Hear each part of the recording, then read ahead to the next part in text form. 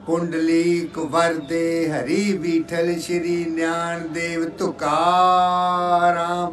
बोलो श्री स्वामी नामदेव महाराज की जय। संतोख सिंग महाराष्ट्रातल्या लोकांचे आभार मानत आहेत। बेटा, हम आप लोगों के बहुत आभारी हैं। आपने इतना मान संतम को दिया।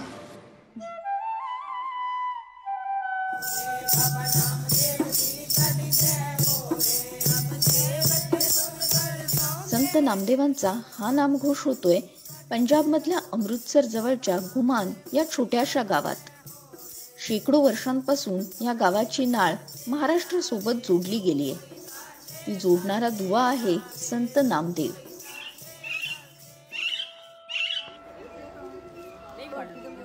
घुमानमधल्या या महिला दर गुरुवारी नामदेवजींच्या गुरुद्वारात येतात, कीर्तन करतात, नामदेवांची बाणी गातात।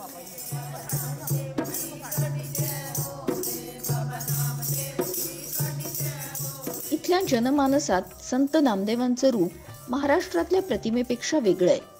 पद्मासनात बसलेले, शुभ्र दाढीधारी, लांब केसांचा डोक्यावर बांधलेला बुचडा हे नामदेवांचं पंजाबी रूप। आपल्यासाठी ते संत, पण इथे मात्र भगत नामदेवजी किंवा बाबाजी।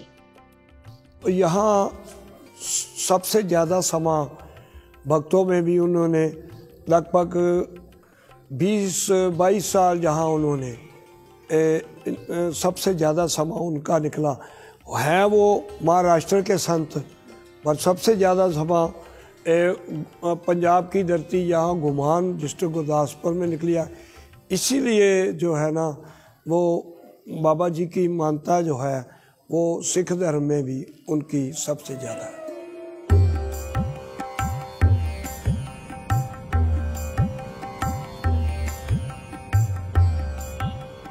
पंजाबमधल्या बाबाजींचं रूप आणि मराठी मातीशी असलेलं कनेक्शन शोधत आम्ही घुमानला पोहोचलो। घुमानमधल्या बाजारपेठांमधून वाट काढत विचारत आम्ही गेलो बाबा नामदेवजी का गुरुद्वारामध्ये। आत प्रवेश करण्याआधी डाव्या बाजूला दिसतो तो एक मोठा तलाव। गुरुद्वाऱ्यामध्ये सभागृह आहे, जिथे मोठ्या महिरपीत शीख धर्माचा आदी ग्रंथ गुरु ग्रंथ साहेब आहे।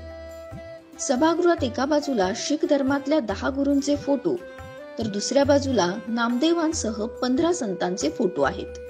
गुरु ग्रंथ साहेब मध्ये शीख गुरूंसह या संतांचीही पदं आहेत आणि सर्वाधिक 61 पदं आहेत नामदेवांची। जैसे हम सिख जितने भी हैं गुरु ग्रंथ साहब को माथा टेकते हैं, तो वहाँ नामदेव जी को भी हम 15 भक्तों को भी हम माथा टेकते हैं। इसवी सन 1270 मध्ये महाराष्ट्रातल्या नरसी इथं जन्मलेले संत नामदेव उत्तर भारतात तीर्थयात्रा करत घुमानमध्ये पोहोचले। त्यानंतर जवळपास 20 वर्ष ते इथेच राहिले। सुरुवातीला घुमान नावाचं गाव नव्हतं। नामदेवांच्या येण्यानंतर ते वसलं असंही तिथले लोक सांगतात। संत नामदेवांच्या काळानंतर जवळपास 200 वर्षांनंतर शीख धर्म उदयाला आला। तरीही शीख धर्मावर नामदेवांचा प्रभाव आहे। हे बघा, शीख धर्मच नव्हे तर उत्तरेमध्ये जी संत परंपरा होती निर्माण झाली ती नामदेवांच्या नंतरची आहेत। नामदेवांच्या अगोदर कोणी उत्तरेमध्ये संत म्हणून म्हटली जाणारी व्यक्ती नव्हती। तेव्हा नामदेवांनी एक संतत्व नावाची गोष्ट तिथे रुजवली आणि त्याच्यानंतर आपण बघतो की मग तुलसीदास, सूरदास, नरसिंह मेहता, आणखीन जे जे काही कुणी तिकडचे लोक असतील ते नंतर निर्माण झालेले आहेत। आणि त्या प्रभावळीमध्ये, त्या परंपरेमध्ये गुरु नानक आहेत आणि स्वतः गुरु नानकांच्यावरती नामदेवरायांचा प्रभाव होता। आणि म्हणून तर नामदेवरायांची कवनं, त्यांची काही पदं शीख धर्मीयांनी जपून ठेवली।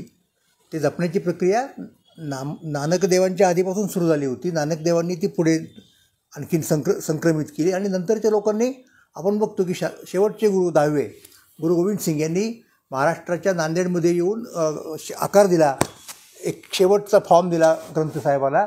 त्याच्यात त्यांनी नामदेवांच्या पदांना समाविष्ट करून घेतलं, म्हणजेच नामदेव हे शीख धर्मीयांना मान्य होते असा त्याचा अर्थ होतो। नामदेवांबद्दलच्या अनेक आख्यायिका इथे प्रचलित आहेत। तलाव, विहीर, वृक्ष, काठी अशा वेगवेगळ्या स्वरूपात त्या अजरामर झाल्यात। त्यावर लोकांची श्रद्धा आहे. नामदेवांनी समाधीही इथे घुमानमध्येच घेतल्याचं मानतात. आम्ही महाराष्ट्रातून आलोय हे कळल्यावर उत्सुकतेनं गप्पा मारणारे लोकही भेटत होते. सतनाम सिंग हे त्यापैकीच एक. मी नुकताच नामदेवांच्या जन्मगावी नरसीला जाऊन आलोय असं सांगत त्यांनी तिथले बाबाजी की कुटिया म्हणजेच नामदेवांच्या घरातले फोटोही दाखवले. कीर्तन करायला आलेल्या काही आजींनीही आम्ही पंढरपूरला जाऊन आल्याचं सांगितलं. अच्छा, तो बारी के लिए गए थे या ऐसे ही गए थे? यात्रा के लिए यात्रा के लिए उन्होंने हमारा बहुत स्वागत किया वहाँ. अच्छा. पंढरपूर आणि पंजाब, सत श्री अकाल आणि जय हरी विठ्ठलला जोडणारा नामदेव नावाचा हा दुवा किती बळकट आहे हे या परिसरात फिरताना जाणवलं. आज शेकडो वर्षांनंतरही मराठी माणूस ज्या श्रद्धेनं नामदेवांचे अभंग गातो त्याच आस्थेनं पंजाबी माणूस नामदेवांची बाणी गातोय.